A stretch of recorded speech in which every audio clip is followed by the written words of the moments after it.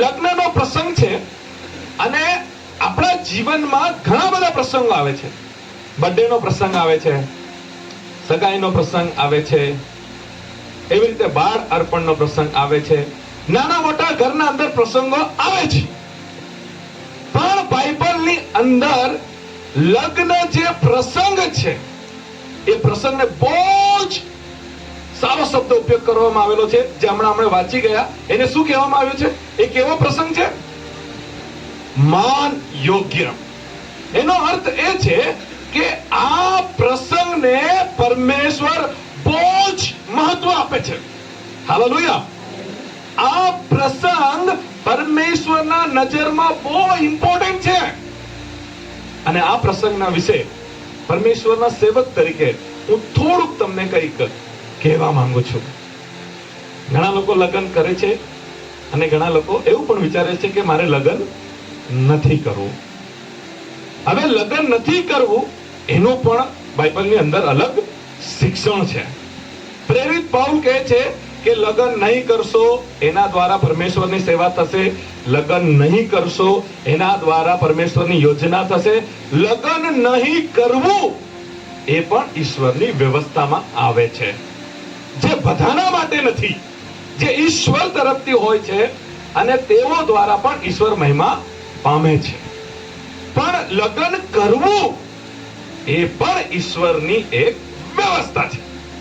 લગ્ન કરીને પરમેશ્વરની સેવા કરાય, લગ્ન કરીને પરમેશ્વરને મહિમા અપાય. તો લગ્નના પ્રસંગમાં હું બંને ભાગમાંથી, લગ્નવાળા ભાગમાં હું તમારી આગળ થોડુંક વચનમાંથી બોલીશ. હાલેલુયા. તો મારા કહેવા પ્રમાણે જેટલા પણ અહીંયા છે જેઓના લગ્ન થઈ ગયા છે તેઓ ધ્યાનથી સાંભળશે. જેઓના લગ્ન થઈ ગયા છે તેઓ ધ્યાનથી સાંભળશે, કારણ કે લગ્નનો પ્રસંગ છે અને લગ્ન વિશે હું તમને કહેવા જઈ રહ્યો છું. અને જે કહેવા વાળો વ્યક્તિ છે એના પણ લગ્ન થયા છે અને પ્રભુની કૃપાથી મારા 3 બાળકો છે. તો બાઇબલની અંદર પરિવારને કેટલું મહત્વ આપવામાં આવ્યું છે, લગ્નને કેટલું મહત્વ આપવામાં આવ્યું છે અને લગ્ન કેટલું ઇમ્પોર્ટન્ટ છે. અને લગ્ન થયા બાદ આપણા જીવનમાં કેવા કેવા અનુભવો હોય છે એ હું તમને થોડુંક આજે બાઇબલમાંથી શેર કરવા માંગુ છું. પરમેશ્વરે વાલાઓ આ આખી સૃષ્ટિ બનાવી અને પરમેશ્વરે ઝાડ બનાવ્યા, સૂરજ, ચંદ્ર, તારા. વિષયને સમજવાની કોશિશ કરજો. જો તમે વિષય સમજી ગયા ને, અહીંયા જેટલા ભાઈઓ છે ને, તમે તમારી પત્નીને બહુ પ્રેમ કરશો. વિષય જો સમજી ગયા ને, અહીંયા જે બહેનો બેઠી છે ને, તમારા પતિને તમે બહુ જ પ્રેમ કરશો. યોજનાને સમજો, લગ્નની યોજનાને સમજો. ઈશ્વરના આના પાછળ હેતુ શું છે? ઈશ્વર કેમ લગ્નને માનયોગ્ય કહે છે? આ હેતુને સમજશો ને તો તમે તમારા પતિને, તમારા પત્નીને બહુ જ તમારા જીવનમાં માન આપશો. કદી પણ તમે તમારા પત્ની સિવાય બીજી તરફ જોશો પણ નહીં. કદી પણ તમારા પતિ સિવાય બીજી તરફ તમે એટલું બધું બાઇબલમાં પતિ પત્નીના રિશ્તાને, સંબંધને એટલું મહત્વ આપવામાં આવ્યું છે. હાલેલુયા. પરમેશ્વરે બધું જ બનાવ્યું. અને જ્યારે વહાલાઓ તમે બાઇબલમાં વાંચશો ત્યારે બાઇબલમાં લખેલું છે, જ્યારે પણ પરમેશ્વરે બનાવ્યું, એ બનાવ્યા પછી પરમેશ્વર જોઈ છે અને એક શબ્દ બોલે છે. તમે બોલજો, શું બોલે છે? બનાવ્યા પછી જોઈને પછી શું કોમેન્ટ આપે છે? જોઈને તે સારું છે. પહેલા દિવસે પરમેશ્વરે બનાવ્યું અને બનાવ્યા પછી પરમેશ્વરે જોયું અને પરમેશ્વરે કહ્યું સારું છે. પછી બીજા દિવસે હજુ પરમેશ્વરે બનાવ્યું, ઝાડ બનાવ્યા, આ બધું એક એક દિવસ, બીજા દિવસ, હરેક દિવસે જ્યારે જ્યારે વહાલાઓ પરમેશ્વરે બનાવ્યું, એ બનાવ્યા પછી પરમેશ્વરે જોયું અને શું બોલ્યા? તે. અને પહેલા દિવસે પણ એવું જ બોલ્યા, તે સારું છે. બીજા દિવસે પણ એવું જ બોલ્યા, તે સારું છે. ત્રીજા દિવસે પણ એવું જ બોલ્યા, તે સારું છે. ચોથા દિવસે પણ એવું બોલ્યા, તે સારું છે. બરાબર ને? એક સમય એવો આવ્યો જ્યાં પરમેશ્વરે આવું બોલ્યા કે તે સારું નથી. બરાબર? વચનમાં છું ને, તમને વચનમાંથી શીખવું છું ને. સારું છે, સારું છે, સારું છે,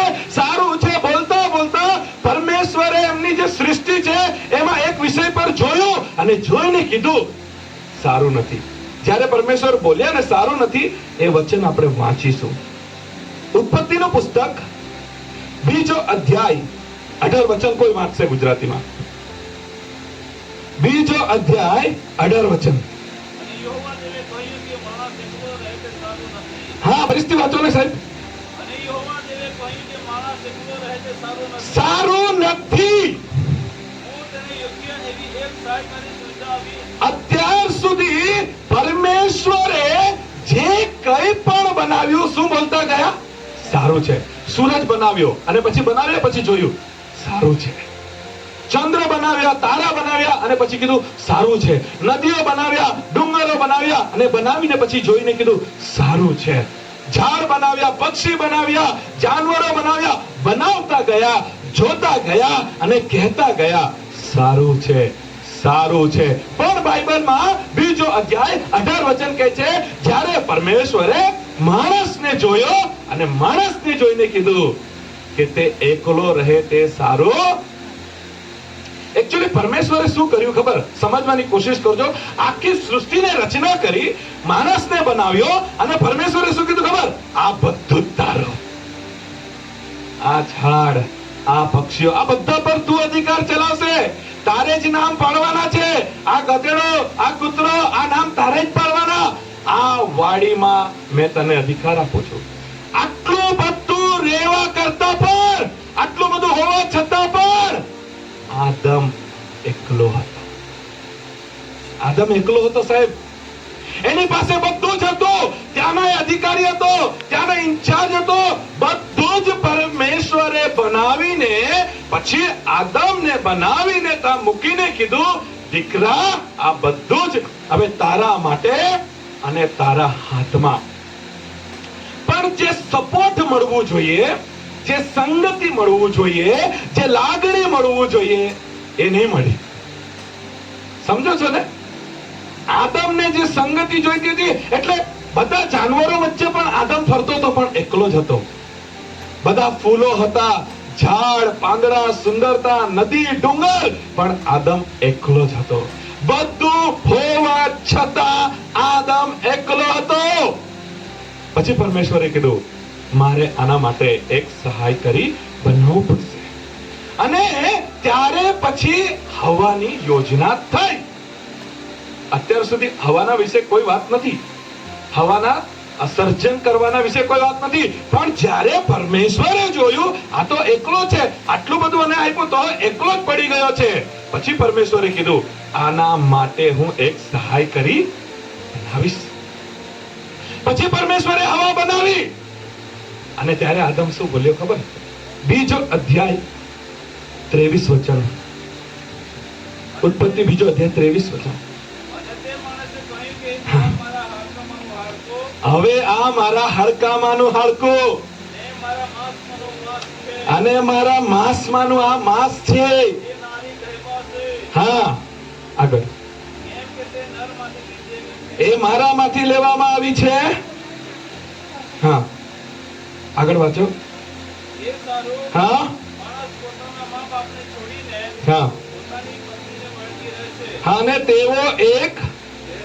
હવે તેઓ એકલા નથી. એનો અર્થ એ છે, પરમેશ્વરે જ્યારે હવાને બનાવી ત્યારે આદમને લાગ્યું કે હવે હું એકલો, હવે જેની સાથે મારે સંગતિ કરવાનું હતું, જેની સાથે મારે રહેવાનું હતું, તે આ છે. હાલેલુયા. આ છે મારા હાડકામાંનું હાડકું અને મારા માંસનું માંસ. આ છે કુટુંબની વ્યવસ્થા. આ છે પરિવાર. આદમ વગર હવા નથી અને હવા વગર આદમ નથી. હવે હું તમને જો અહીંયા પૂછું ને, લગ્ન કર્યા પછી અને લગ્ન પહેલા તમે ખુશ ક્યારે હતા? ઘણા લોકોની ફરિયાદ છે, લગ્ન નહીં કરતે તો હારું, લગ્ન કરીને ફસી ગયા. આવી રીતે બેવડાવીને અમુક લોકો લગ્ન નથી કરતા.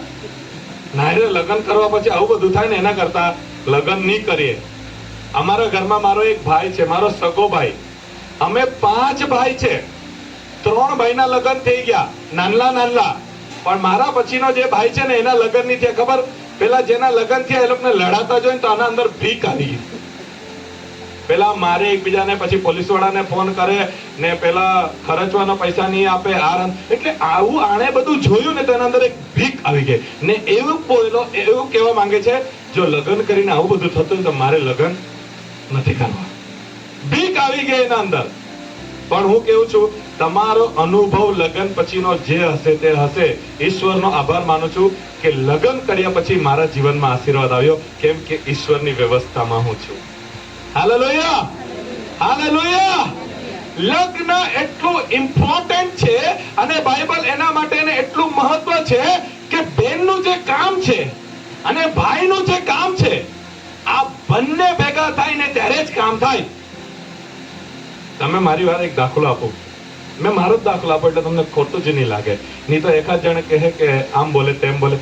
મારી ઘરવાળી સાથે મારા ઝઘડા થાય, બોલા બોલી બી થાય, પણ જયારે અઠવાડિયું એના મમ્મી પપ્પા ત્યાં જાય ને ત્યારે ખબર પડે કે ઘરવાળી જોઈએ.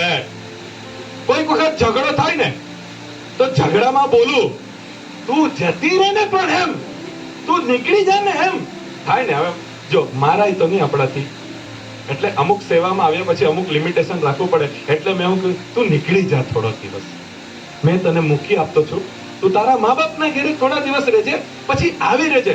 ગુસ્સામાં બોલે, પણ જયારે વેકેશન પડે ને મારી ઘરવાળી જાય કાં તો લગ્નમાં જાય તો કપડા ધોવાની પોઝિશન બેહવાની નહીં સમજ પડે. કોઈ વાર લાંબા કરીને કપડા ધોવું, કોઈ વાર આમ બેહીને કરું. આ કેવી રીતે કપડા ધોતી હશે, કેવી રીતે? સાહેબ કપડા ધોતા નહીં આવડે ત્યારે ખબર પડે ઈશ્વરની વ્યવસ્થા શું છે. જ્યારે ખીચડી રાંધું ને તો કોઈક વખત પાણી ને ચોખાનો માપન ની ખબર પડે ને તો કુકરમાં ઉપર આવી જાય તો મેં ચોખા કાઢીને ફેંકું બેલેન્સ કરવા સારું. હકીકત કહેતો છું, જેણે અનુભવ કર્યો ને એ લોકોને ખબર પડશે. હવે ચોખા કાઢીને ફેંકું, પછી અંદર પાછું પાણી ઉમેરું, એટલે પાછું પેલું પાણી ગાયબ થાય, એટલે પાછું ચોખા દબાવીને જોઉં, હજુ નથી થયા એટલે પાછા ચોખા કાઢીને ફેંકું, પાછું પાણી નાખું. દબાઈ નહીં ત્યાર સુધી આ પ્રોસેસ ચાલુ રહી. કેટલીક 4-5 વાર હું જઈને ત્યાં ખોલીને જોઉં પાણી ગાયબ થઈ ગયું કે વધારે થઈ ગયું. આજ સુધી મને ખબર નથી પડી કે આટલા પાણીમાં આટલા ચોખા થાય. મેં તમને આવું બધું કેમ કહું છું ખબર? ભાઈ ને હોય ને તો બેન ને તકલીફ પડતી છે, અને બેન ની હોય ને તો ભાઈ ને તકલીફ પડે છે. કેમ ખબર? આ ઈશ્વરે એદનવાડીમાં વ્યવસ્થા કરી છે કે આ આદમ અને આ હવા હાડકામાંનું હાડકું અને માંસમાંનું માંસ. Hallelujah, hallelujah. મારી ઘરવાળીને મેં એક ઓપ્શન આપ્યો છે, તમે આવું કરવાનું હોય તો કરી શકો છો, પણ રિસ્કી છે. તમે મને કોપી કરી શકો છો. ઘણી બધી વખત ઘરમાં કઈક બાબત પર બોલાચાલી થઈ જાય ને, ખર્ચો આમ થઈ ગયો, તે થઈ ગયું, આ લાવવાનું બાકી થઈ ગયું, તો મેં મારી ઘરવાળીને કીધું છે જે દિવસે તને એવું લાગે ને કે મારાથી ઘર નથી ચલાતું, તમે આવું કરવાના હોય તો કરી શકો, પણ મારું નામ નહીં લેતા. ઓકે, મારો દાખલો આપું છું કે આ લાવવાનું રહી ગયું, કેટલા દિવસથી કીધેલું, આ નહીં લાવ્યા તમે, ત્યારે મારી ઘરવાળીને કીધેલું જે દિવસે તું કંટાળી ને તે દિવસથી હું તારું કામ કરા, તારે મારું કામ કરવાનું.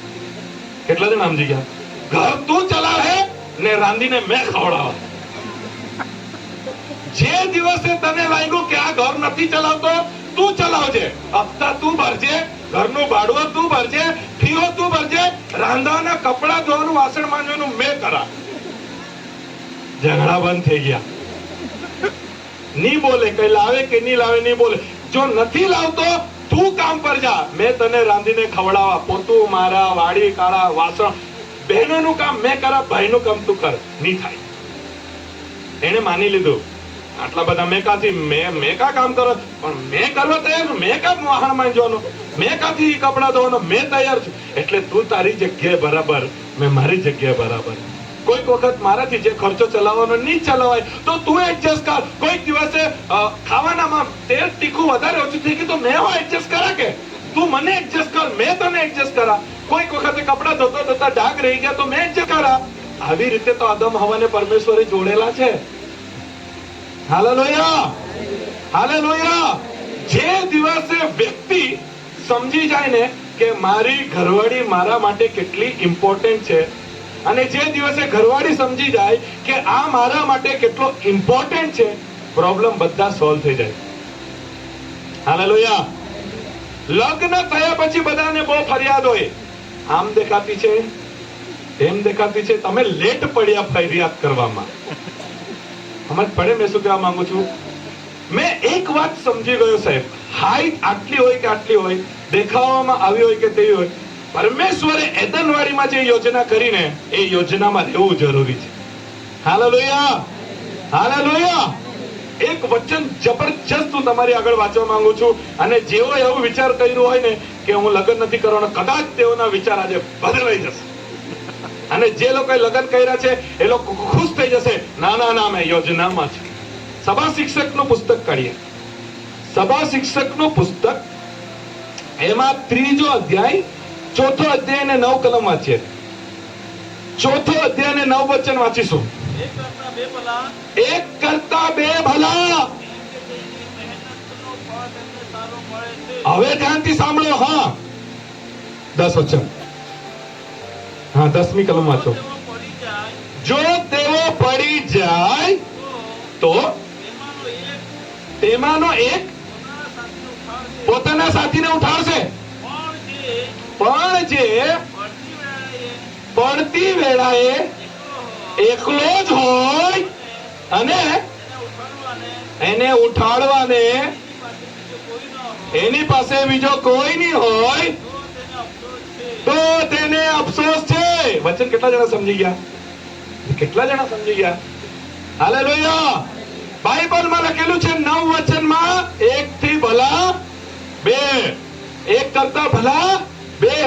2 કેમ ભલા? 10 વચનમાં એવું લખેલું છે, એક જો પડી જાય તો બીજો એને ઉઠાડે.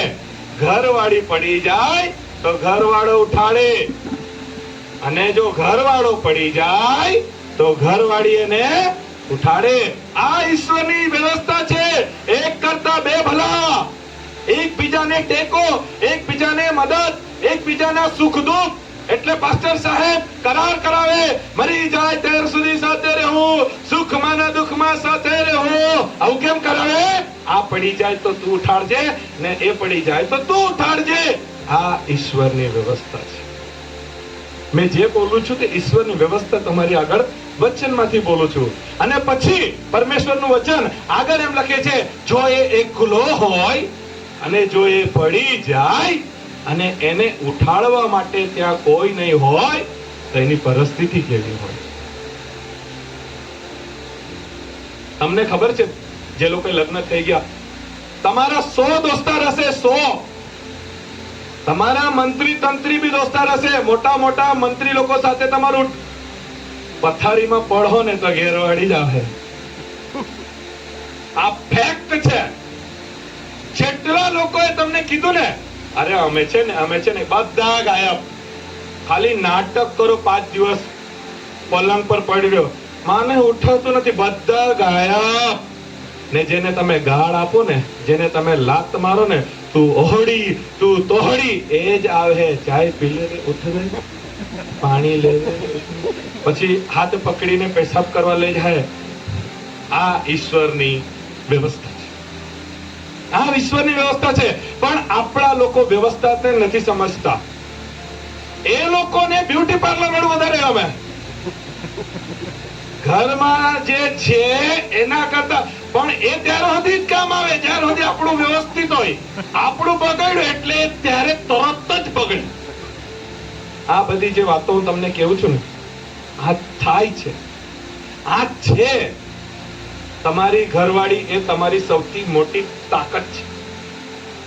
તમારો પતિ જેવો દેખાય, ભલે એને બિસ્કિટ ની હોય, ભલે 6 પેક ની હોય, ભલે પેલા પિક્ચર જેવા ને હીરા જેવા નહીં દેખાતો હોય, ખેતી કામ કરે તો એવો થોડો દેખાય, તો બી એ જ તમારી તાકાત છે. એ જ તમારા માટે સમય પર કામ આવશે. હાલેલુયા. મને દુઃખ થાય છે એવા ભાઈઓ પર જેઓ પોતાની ઘરવાળી કરતા બીજા પાર્ટનર બાજુ, બીજા બહેનો તરફ ધ્યાન રાખે છે. અને આ જે ભાઈઓ કોઈ પણ આવું કરતા હોય ને, એમાં મેક્સિમમ સૌથી વધારે ટકાવારી જે ભાઈઓ પોતાની ઘરવાળી કરતા બીજી બાજુ નજર કરે છે, એમાં મેક્સિમમ કારણ એ છે કે એ સુંદર દેખાય. સુંદર તો મારી ઘરવાળી બી દેખાય, પછી છાણ નહીં ઉચકવા દેવું પડે એને ખેતરમાં નહીં મોકલો, એને ચૂલા પાસે નહીં બેસાડો, એને કપડા નહીં ધોવા દેવો, એને વાસણ નહીં પેલીને ટક્કર મારી દે. સાહેબ સમજ પડે છે હું શું કહું છું? મારી ઘરવાળી એ મારા નજરમાં સૌથી સુંદર હોવી જોઈએ. આ ઈશ્વરની વ્યવસ્થા છે. એનું કારણ છે કે આપણા સમાજમાં એક બાબત બને છે, જે મારી પત્ની છે એ ઘરનું બધું જ કામ કરતી હોય, આટલી સખત મહેનત કરતી હોય, પછી મેં એની પાસે પિક્ચરમાં હિરોઈન હોય તેવી આશા રાખું તો ગલત છે સાહેબ, ગલત છે સાહેબ. જો હું એવી આશા રાખું કે મારી ઘરવાળી એ પિક્ચરમાં જેમ હિરોઈન હોય તેવી દેખાવું જોઈએ, તો એની લાઈફસ્ટાઈલ, એના જીવનનો શેડ્યુલ એના જેવો બનાવવો પડે. કરીએ આપણે એવું? નહીં કરીએ ને. પણ જોઈએ એવું, પણ કરવાનું નથી એવું. તું છાણ ઉચકજે, ચારો આપજે, તું કપડા ધોજે, પણ પેલા જેવી દેખાય નહીં થાય, નહીં થાય એવું. આજે દુઃખની વાત તમને કેવું છું, જે લોકો આ એદનવાડીની વ્યવસ્થાને નહીં સમજ્યા ને, આદમના માટે હવા કેમ બનાવવામાં આવી, આ બંનેના માટે આટલું મહત્વ કેમ, લગ્નના માટે આટલું મહત્વ કેમ, લગ્નને આટલું માન કેમ, આ વ્યવસ્થા જે લોકો નહીં સમજે ને, એની પત્નીને પ્રેમ નહીં કરે, લોકો ઇજ્જત નહીં કરે એમની ઘરવાળીને, ગમે તેમ બોલી દે, મારી દે, ગમે તેમ વ્યવહાર કરે, પછી શું થાય ખબર છે? આપણાને તકલીફ આવે છે. મને તકલીફ આવી શકે, તમને તકલીફ આવી શકે, ત્યારે એ જ સાથ આપશે. મારા કરતા જે લોકો અહીંયા વડીલો બેસેલા છે, હું તો આમાં એટલો બધો અનુભવી નથી, તો પણ હું તમને મારા અનુભવથી કહું છું. મારા લગ્નને 15 વર્ષ થયા છે. મેં અનુભવ કર્યો છે, જ્યારે મેં એકલો પડી જાઉં છું, મારું શરીર મને સાથ નહીં આપે, સાહેબ બધા ગાયબ થાય પણ ઘરવાળી નહીં ગાયબ. ત્યારે આંખમાં આંસુ આવી જાય. આંસુ એના માટે આવે કે મેં એના હાથે કેવો વ્યવહાર કરતો હતો, છતાં પણ એ પગ દબાવી આપે, માલિશ કરી આપે. એ જ તમારા માટે સમય પર કામ આવશે. અને જે બહેનોએ પોતાના પતિને માન સન્માન સાથે વાત નહીં કરી હોય, પોતાના પતિને રિસ્પેક્ટ નહીં આપ્યું હોય, પ્રેમ નહીં આપ્યું હોય, કદાચ એનામાં કઈ ખામી હોય, કદાચ એનામાં શિક્ષણનું કઈક બાબત હોય ને ગમે તેમ વ્યવહાર કર્યો હોય, ત્યારે દુઃખની વાત કેવું, એ બેનને જ્યારે તકલીફ પડે છે ને, એ ભાઈ કામ આવે છે. મારો કહેવાનો ભાવાર્થ એક જ છે કે લગ્ન એ ઈશ્વરની વ્યવસ્થા છે, અને વ્યવસ્થા એના માટે છે કે આનાથી આને સહારો મળે, એનાથી આને સહારો મળે. કોઈક દિવસે મારા ઘરવાળીના પગ એટલા બધા દુખી આવે કામ કરીને, કોઈક વખતે એને આંખમાં પ્રોબ્લેમ આવે, આંખ લાલ થાય તો મેં એને ડ્રોપ્સ નાખી આપું, ચાલ થોડું બામ લગાવી આપું, સારું છે, ચાલ તને મેં મસ્ત કડક ચાય બનાવી આપું. આજે એ પડી ગઈ છે, મારે એને ઉઠાવવું પડશે. સમય આવે છે, મેં પડી જાઉં છું, એ મારું મોઢું જોઈ લે છે, આજે તો બરાબર થાકીને આવેલા દેખાશે, આજે કઈક તો થયું છે. મસ્ત ચાય બનાવશે, ઠંડુ પાણી લાવશે, છોકરાઓને કહી દેશે બોલતા નહીં હે વધારે, આજે પપ્પાને કઈ તમે તો લેજો. આ સિસ્ટમ છે સાહેબ, આ સિસ્ટમ છે. પરિવારમાં શાંતિ, પરિવારમાં આશીર્વાદ, પરિવારનો સપોર્ટ, પરિવારનો ટેકો, આ પરમેશ્વરની એદનવાડીમાં વ્યવસ્થા છે. Hallelujah, hallelujah. જેટલા લગ્ન કરેલાઓ વ્યક્તિઓ તમને આવીને એમ કે લગ્ન કરીને ફસી ગયા રે, તમારું સારું ચાલતું છે, એને મારો નંબર આપી દેજો. એક છે જે લગ્ન કરીને ખુશ રહેતો છે, એને કહી દેજો કે એક ભાઈ છે આપણા તાપી જિલ્લામાં, ગુજરાતમાં, જેમ કે છે કે લગ્ન પહેલા બહુ દુખ્યો હતો, પણ લગ્ન પછી સુખી થઈ ગયો છે, લગ્ન પછી ખુશ થઈ ગયો છે, લગ્ન પછી આનંદમાં રહે છે. કેમ કે મેં ઈશ્વરની વ્યવસ્થાને સમજ્યો છું. હાલેલુયા. એ જેવી દેખાય તેવી, એ જેવી રહે તેવી, એનો જેવો સ્વભાવ હોય તેવો, એ ઈશ્વર તરફથી મારા માટે વ્યવસ્થા છે, કારણ કે એ જે કરી શકે છે તે મેં નથી કરી શકતો, અને હું જે કરી શકું છું તે નથી કરી શકતી. અને બંનેને પરમેશ્વરે મળાવ્યા, અને લેડીઝ ડિપાર્ટમેન્ટનું કામ લેડીઝ ડિપાર્ટમેન્ટ ઘરમાં કરે છે, અને જેન્ટ્સ ડિપાર્ટમેન્ટનું કામ એ જેન્ટ્સ ડિપાર્ટમેન્ટ કરે છે. આ રીતે ઘરનું બે પૈંડા પર ગાડું ચાલ્યા કરે છે. હાલેલુયા. એ માટે આદમને જ્યારે પરમેશ્વરે જોયો ત્યારે આદમના માટે યોગ્ય સહાય કરી બનાવી. તમને ખબર છે માણસની સૌથી મોટી સજા કઈ હોય?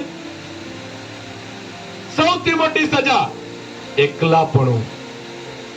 એકલાપણું એ સૌથી મોટી સજા છે. કોઈક વખત તમે ગુસ્સામાં આવું બોલી દેતા, પણ તું મને એકલો છોડ ને, થોડાક ટાઈમ માટે મને એકલો છોડ ને. તું એકલો છોડી દે ને, એ સૌથી મોટી સજા છે. માણસને સામાજિક પ્રાણી કહેવાય છે. ખબર છે તમને? સમાજમાં રહેવા વાળો વ્યક્તિ, લોકોના વચ્ચે રહેવા વાળો વ્યક્તિ. માણસની સૌથી મોટી સજા, એને સમાજમાંથી કાઢીને જંગલમાં ફેંકી દો, એ ખુશ નહીં રહેશે. એ જંગલમાં ખુશ નહીં રહેશે. એ એકલો જ બીમાર પડીને મરી જશે, કેમ કે માણસનો સ્વભાવ છે એ એકલો નહીં રહે, એ સમાજમાં રહે, લોકોમાં રહે. એવી ઈશ્વરે રચના કરી છે, એવી રીતે ઈશ્વરે બનાવ્યો છે. અને એકલાપણું, એકલા રહેવું એ માણસનો સ્વભાવ નથી, ઈશ્વરની વ્યવસ્થા નથી. હાલેલુયા. આજે હું તમને બધાને કહેવા માંગુ છું, અત્યાર સુધી તમારી ઘરવાળી સાથે તમે જેવો પણ વ્યવહાર કર્યો હોય, પણ આજે વચન પ્રમાણે ઈશ્વરની વ્યવસ્થાને સ્વીકારો. આજે ઘણા બધાના પરિવારોમાં બહુ પ્રોબ્લેમ્સ છે, પણ આજે આપણે ઈશ્વરની વ્યવસ્થાને સ્વીકારીએ. આપણા પરિવારનો પ્રોબ્લેમ આપણે ઘણી બધી વખત મારી ઘરવાળીનું સાંભળી લઉં છું, ઠીક છે, કઈ વાંધો નહીં, કઈ વાંધો નહીં. કોઈકે તો ઘરમાં શાંતિ જાળવી રાખવું પડશે. પછી અમુક વખતે મારો વારો આવે ત્યારે એ ચૂપ થઈ જાય. એને ખબર છે કે આજે આનો વારો, કોઈક વખતે એનો વારો, કોઈક વખતે મારો વારો. પરિવારને શાંતિ બનાવી રાખવું પડે છે. હાલેલુયા. વહાલાઓ, આટલું જ બોલીને બસ હું પૂરું કરવા માંગુ છું, અને એટલું કહેવા માંગુ છું, મારી ઘરવાળી મારા દુઃખમાં કામ આવશે. આજથી જ મને ખબર છે. એવા ઘણા બધા મેં મારા જીવનમાં અનુભવ કર્યા છે કે હું જ્યારે એકલો પડી જાઉં છું ને, મારી ઘરવાળી મને કામ આવે છે. એ ઈશ્વરની વ્યવસ્થા છે. અને જ્યારે મારી ઘરવાળી એકલી પડી જાય છે, જ્યારે મારી ઘરવાળીને તકલીફ પડે છે, ભલે પછી રોટલી ભારતના નકશા જેવી કે કઈ બી આવે, પણ મેં બનાવી કાઢું ને એને ખવડાવી દેવું કોઈક વખતે કરી દેવું છું. તમારી પત્ની તમારા દુઃખમાં અને ઈશ્વરની વ્યવસ્થા છે. એવી જ રીતે આપણે આપણા પરિવારને ઈશ્વરની વ્યવસ્થામાં માન આપીએ. અને આ લગ્ન પ્રસંગ પરમેશ્વર તરફથી માન યોગ્ય પ્રસંગ છે, અને એ લગ્ન કરવા દ્વારા આપણે એક સંગતિમાં આવીએ છીએ, એક નવા જીવનમાં આવીએ છીએ, એક નવી જવાબદારીમાં આવીએ છીએ. માટે પરમેશ્વરે એ બધાની સાથે રહેતો હતો ને, તો બી એ એકલો જ હતો. એટલે ઘણી બધી વખત ભલે આપણે બધા સાથે રહે, પણ જેની સાથે આપણું કનેક્શન હોય, જેની સાથે આપણી લાગણીઓ હોય, જેની સાથે આપણું જીવન કાઢવાનું હોય, જેની સાથે આપણું ભવિષ્ય હોય, એ ક્યારે નક્કી થાય? જ્યારે લગ્ન પ્રસંગ ગોઠવાય છે. તો આપણે બધા આ પ્રસંગને માન આપીશું, આ પ્રસંગને આધીન થઈશું, યોજનાને સમજીશું, અને પોતપોતાના આપણા પતિ પત્નીને માન આપીને પ્રેમ. હું તમારા માટે પ્રાર્થના કરવા માંગુ છું. આવો આપણે આંખોને બંધ કરીએ.